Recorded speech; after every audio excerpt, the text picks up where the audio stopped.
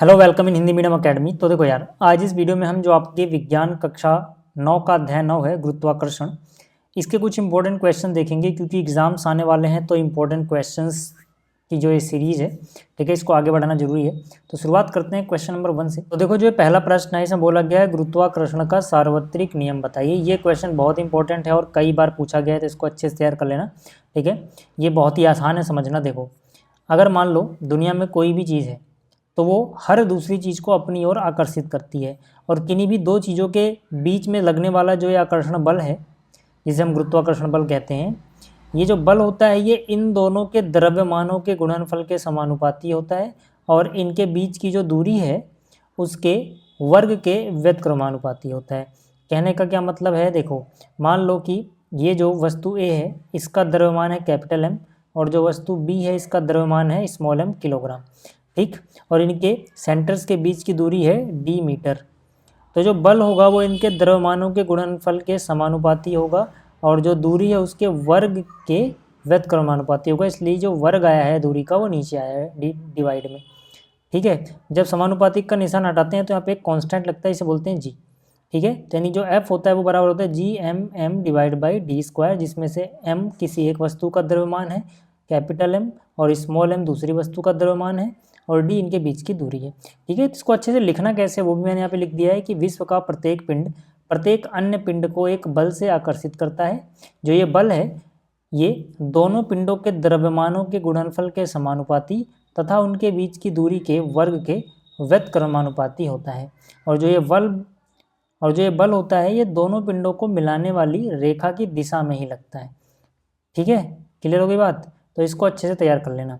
एक और क्वेश्चन इसी पे आता है जो अक्सर पूछा जाता है कि गुरुत्वाकर्षण के सार्वत्रिक नियम का महत्व क्या है, क्या इंपॉर्टेंस है इसकी। तो देखो, गुरुत्वाकर्षण का जो सार्वत्रिक नियम है इससे हम बहुत सारी घटनाओं की सफलतापूर्वक व्याख्या कर सकते हैं या समझ सकते हैं कि ऐसा क्यों हो रहा है।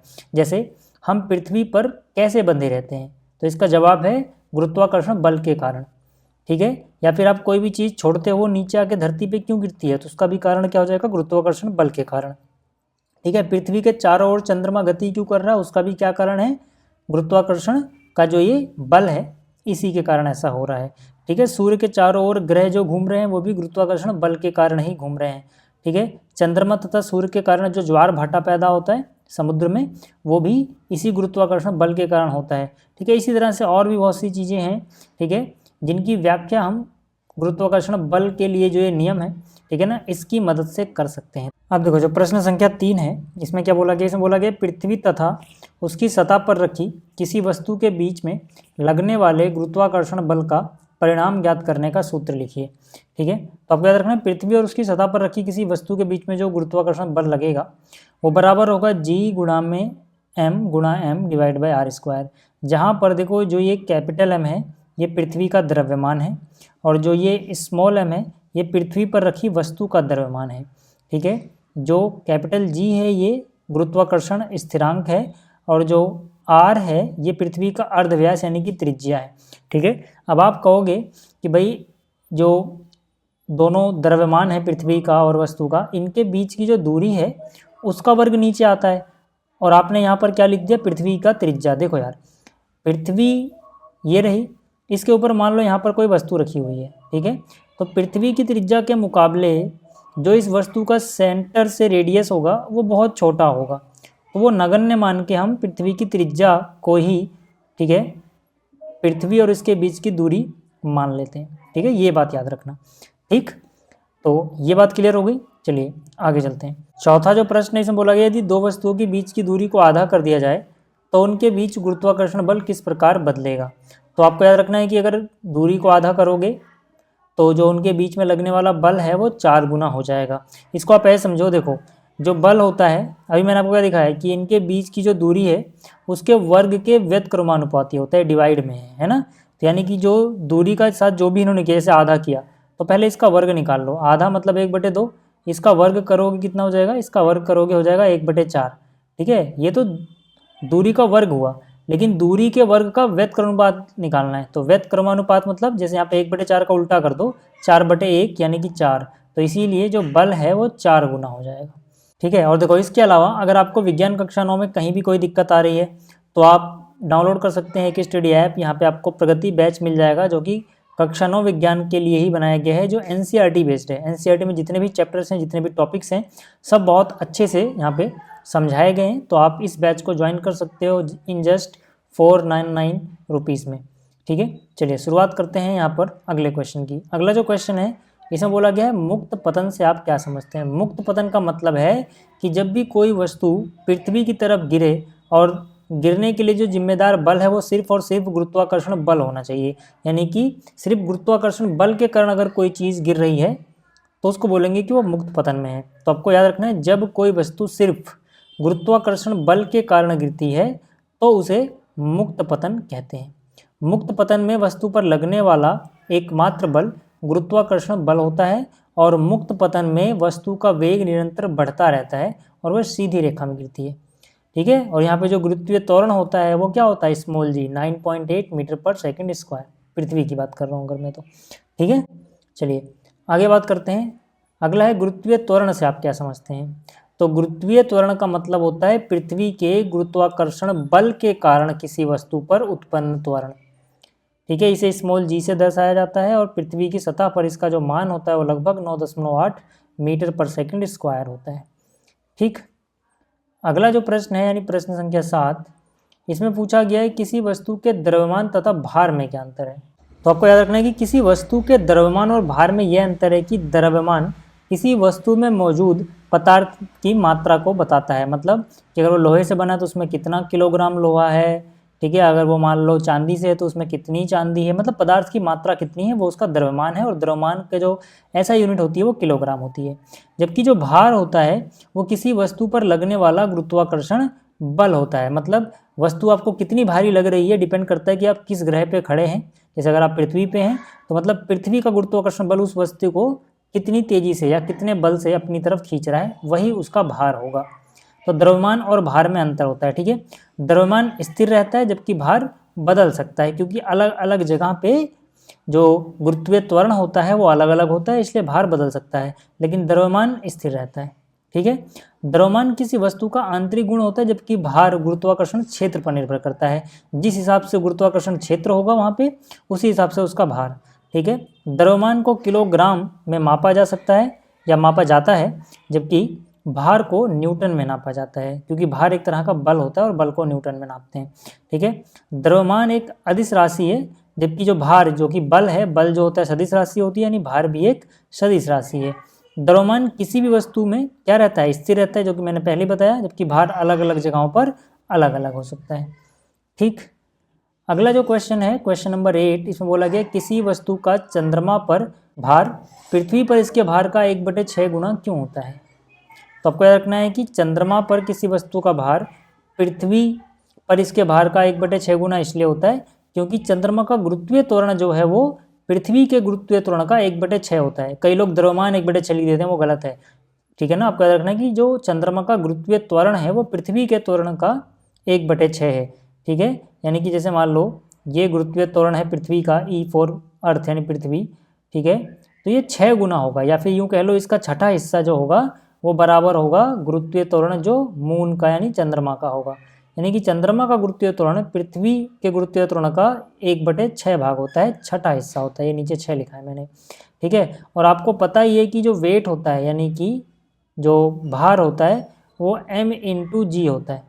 ठीक है, तो m तो बदलता नहीं, m तो फिक्स रहता है। चांद पर जाने पर जो ये g है ये इसका छठा हिस्सा लगता है वहाँ पे, यानी m/g/6। ठीक है, तो इसी कारण वहाँ पे जो वजन होता है वो भी छठा हिस्सा आता है। जो भी यहाँ पे पृथ्वी वजन होगा उसका छठा हिस्सा चांद पे आएगा। अब क्वेश्चन अगर ये आ रहा है आपके दिमाग में कि भाई इसकी ग्रेविटी मून की कम क्यों है, ठीक है, तो वहाँ पे आप समझ सकते हो बहुत सारी वजह हैं कि चंद्रमा पर किसी वस्तु का भार कम होने की वजह या फिर गुरुत्वीय त्वरण कम होने की वजह ये है कि चंद्रमा का द्रव्यमान पृथ्वी के द्रव्यमान से कम होता है। ठीक है, पृथ्वी का द्रव्यमान जो चांद का द्रव्यमान है उसके लगभग 81 गुना ज़्यादा है। ठीक है, और चंद्रमा की त्रिज्या भी पृथ्वी की त्रिज्या से कम होती है। इसी के कारण गुरुत्वीय बल पृथ्वी के मुकाबले वहाँ पे कम हो जाता है। ठीक है, लगभग जब कैलकुलेट किया जाता है तो पृथ्वी का गुरुत्वीय त्वरण 1/6 आता है, तो इसी कारण भार भी 1/6 ही आता है। ठीक, अब देखो जो प्रश्न संख्या 9 है इसमें बोला गया एक कार किसी कगार से गिरकर 0.5 सेकंड में धरती पर आ गिरती है। मतलब टाइम जो लगा टोटल गिरने में वो कितना लिया, 0.5 सेकंड। किसी कगार पे पहले ये मान लो रुकी हुई थी, यानी कि शुरुआत में जो इसका प्रारंभिक वेग है वो 0 मीटर पर सेकंड है, ठीक, और टाइम इतना ले लिया। आगे बोल रहे हैं परिकलन में सरलता के लिए जो जी है इसका मान ले लो 10 मीटर पर सेकंड स्क्वायर, यानी जी की वैल्यू, गुरुत्वीय त्वरण की वैल्यू आ गई 10 मीटर पर सेकंड स्क्वायर। 3 पार्ट में क्वेश्चन पूछा गया। पहले पार्ट को देखते हैं। पहले पार्ट में धरती पर टकराते समय कार की चाल, ठीक है, शुरुआत में कार रुकी हुई थी यानी कि प्रारंभिक वेग है 0, और अंतिम वेग क्या होगा जस्ट टकराने से पहले, वो मान लेते हैं v है, ठीक है। यहाँ पे आप लिख लेना, चलो अंतिम वेग बराबर v।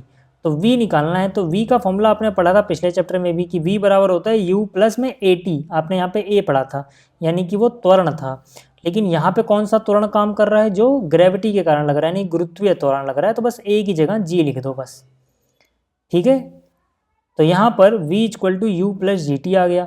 अब शुरुआत में u 0 है, ठीक है, तो यहाँ से u के मान 0 रख दिया, g का मान 10 है, t का मान 0.5 सेकंड है, ठीक है। इनको कैलकुलेट करोगे, नीचे एक 0 लगाओगे, ठीक है, एक के आगे, तो ये 10 से 10 कट जाएगा, क्या बचेगा यहाँ पे 5, तो मतलब 5 मीटर पर सेकंड होगी टकराते समय, ठीक है। बात करते हैं इसके सेकंड हिस्से की। देखो सेकंड हिस्सा क्या है, सेकंड हिस्सा है 0.5 सेकंड के दौरान इसकी औसत चाल क्या होगी। तो औसत चाल आपको याद रखनी होती है प्रारंभिक वेग यानी कि u प्लस में अंतिम वेग यानी v डिवाइड बाई 2। तो प्रारंभिक वेग 0 है, अंतिम वेग 5 है, ठीक है। तो 0 प्लस 5 5 हुआ, 5 को आधा करोगे 2.5 यानी 2.5 मीटर पर सेकंड, ठीक है। थर्ड पार्ट की बात करते हैं। थर्ड पार्ट है धरती से कगार की ऊंचाई कितनी है, कितनी ऊंचाई पर है कगार, ठीक है। तो उसके लिए ऊंचाई, जैसे आपने यहाँ फॉर्मूला पढ़ा था s, यानी कि दूरी बराबर ut प्लस में हाफ at स्क्वायर, बट यहाँ पे ऊंचाई है तो दूरी क्या हो जाएगी, वही ऊंचाई दूरी हो जाएगी, यानी s की जगह h आ गया, और एक्सीलरेशन ड्यू टू ग्रेविटी है यहाँ पे, यानी वो g आ जाएगा a की जगह बस, ठीक है। तो देखो u तो 0 था, तो u इंटू टी 0 हो गया, तो इसकी जगह 0 आ गया, 1/2 ये रहा, 1/2 की जगह g का मान 10 लेना था, 10 ले लिया, t 0.5 सेकेंड का स्क्वायर, ठीक है। तो यहाँ से देखो कितना हो जाएगा, 0.5 सेकंड का स्क्वायर करोगे 0.25 आएगा, ठीक है, 0.25, और यहाँ से 2 से इसको काट दो तो ये 5 हो जाएगा, ठीक है। तो ये 0.25 इंटू 5 1.25 आ जाएगा, ठीक है, इतने मीटर। अगला क्वेश्चन है, एक वस्तु का भार पृथ्वी की सतह पर मापने पर 10 न्यूटन आता है, इसका भार चंद्रमा पर कितना होगा। तो हमें पता है यार कि अगर पृथ्वी भार जो भी है, जैसे यहाँ पे 10 न्यूटन है, तो चंद्रमा पर भार क्या हो जाएगा, उसका छठा हिस्सा, यानी कि 10/6 न्यूटन। 6 से डिवाइड करोगे 1.666 चलता जाएगा, इसको राउंड ऑफ करोगे तो 1.67 लिख सकते हो, तो 1.67 न्यूटन होगा लगभग, ठीक। अच्छा, प्रश्न संख्या 11 है कि एक पतली तथा मजबूत डोरी से बने पट्टे की सहायता से स्कूल बैग को उठाना कठिन क्यों होता है। ये क्वेश्चन कई बार पूछा गया है, तो इसको अच्छे से तैयार कर लेना। देखो यार, सबसे पहली बात कि जो प्रेशर होता है, ठीक है, जो प्रेशर होता है वो बराबर होता है, ठीक है, फोर्स यानी कि जो बल लगा है या प्रणोद लगा है, लंबवत बल, डिवाइड बाय एरिया। तो फोर्स अपॉन में एरिया क्या हो जाता है, प्रेशर। तो यहाँ पर देखो एरिया डिवाइड में आ रहा है। एरिया डिवाइड में आने का मतलब क्या है कि अगर एक निश्चित बल लगाया जाए लेकिन अलग अलग एरिया पे लगाया जाए तो उसका प्रेशर अलग अलग होगा, ठीक है। एरिया जितना ज़्यादा बढ़ाओगे प्रेशर उतना कम होता जाएगा। जैसे मान लो फोर्स आपने लगाया 100 न्यूटन का और एरिया है 50 मीटर स्क्वायर, तो 100/50 आएगा, 100/50 यानी 2, ठीक है। लेकिन अगर एरिया को 100 कर दें तो 100/100 यानी 1, यानी जैसे जैसे एरिया बढ़ाओगे प्रेशर कम होता जाएगा, और अगर एरिया कम करोगे, कम एरिया पे यही बल लगाओगे तो प्रेशर ज़्यादा फील होगा। इसीलिए, ठीक है, जैसे कील है, कील की नोक अगर आप अपने हाथ पे रखो और हल्का सा ताकत लगाओ तो आपको चुभने क्यों लगती है, क्योंकि वहाँ प्रेशर ज़्यादा हो रहा है, इसलिए आपको दर्द जल्दी होने लग जाता है, क्योंकि एरिया कम है ना, कील की नोक बहुत कम एरिया की है, ठीक है। तो वही चीज़ यहाँ पर भी होता है कि पतली डोरी के पट्टे का क्षेत्रफल कम होता है, जिसके कारण देखो बैग का वजन तो फिक्स रहेगा ना, यानी बैग के वजन कारण जो बल लग रहा है वो तो फिक्स है, लेकिन पतली डोरी के पट्टे का क्षेत्रफल कम होता है, ठीक है, जिसके कारण बैग का वजन कंधे के बहुत कम हिस्से पर पड़ता है, और दबाव इसीलिए, यानी दबाव यानी प्रेशर, जो प्रेशर है दबाव वो बढ़ जाता है, ठीक है, क्योंकि जो दबाव है ये उस सतह के क्षेत्रफल के व्युत्क्रमानुपाती होते हैं, यानी क्षेत्रफल कम होगा तो दबाव बढ़ जाएगा, ये मतलब है यहाँ पे व्युत्क्रमानुपाती का। ठीक है, तो इसी के कारण पतली और मजबूत डोरी के बने पट्टे की मदद से स्कूल बैग को उठाना मुश्किल होता है। ठीक, अच्छा अगला क्वेश्चन है क्वेश्चन नंबर 12, उत्प्लावकता से आप क्या समझते हैं। तो आप ट्राई करके देखना, आप एक प्लास्टिक की बोल लेना और बाल्टी में पानी भर लेना। ठीक है, अब क्या करो, इस बॉल को, प्लास्टिक वाली जो बॉल है खोखली अंदर से, इसको पानी में डुबो। ठीक है, बिल्कुल नीचे जाके छोड़ दो, अपने आप ऊपर आ जाएगी। तो यानी कि पानी में एक तरह की ताकत है, एक बल है जो उस बॉल को ऊपर की ओर ढकेल रहा है। अब ये चीज़ सिर्फ बॉल के साथ नहीं होती, पानी में कुछ भी जाएगा तो पानी उसके ऊपर एक ऊपर की ओर फोर्स लगाएगा। ठीक है, तो इसी को बोलते हैं उत्प्लावकता। ठीक है, जब किसी वस्तु को पानी में डुबोते हैं तो उस पर पानी द्वारा ऊपर की ओर बल लगाया जाता है, जिसे उत्प्लावन बल कहते हैं। ठीक है, देखो अगला जो क्वेश्चन है इसमें क्या है कि पानी की सतह पर रखने पर कोई वस्तु तैरती है या डूबती है, कैसे डिसाइड होता है। तो आपको याद रखना है कि पानी, ठीक है, वस्तुएं पानी में तैरती हैं डूबती हैं, इस बात पर निर्भर करता है कि उनका घनत्व पानी से कम है कि ज़्यादा है। ठीक है, अगर किसी वस्तु का घनत्व पानी से कम है तो वो पानी पे तैरेगी, अगर किसी वस्तु का घनत्व पानी से ज़्यादा है तो पानी में डूब जाएगी, और अगर किसी वस्तु का घनत्व पानी के बराबर है तो पानी के बीचों बीच कहीं ना कहीं तैरेगी। ठीक है, अगला जो क्वेश्चन है इसमें बोला गया दो वस्तुओं के बीच में लगने वाले गुरुत्वाकर्षण बल का क्या होगा यदि, एक एक करके बात करते हैं, पहले पार्ट की बात करते हैं, यदि एक वस्तु का द्रव्यमान दुगना कर दिया जाए। देखो तो इतनी सारी कैलकुलेशन करने की जरूरत भी नहीं है। अगर आप, मैं सीधा बताना चाहूँ कि अगर एक वस्तु के द्रव्यमान को दुगना कर देंगे तो पहले बस आपको जो बल है उसका फॉर्मूला पता होना चाहिए। ठीक है, मान लो दो वस्तु है, पहली वस्तु है m1 किलोग्राम की, दूसरी वस्तु है m2 किलोग्राम की, तो इनके बीच में जो बल होगा वो हो जाएगा Gm1 m2 divide by R square.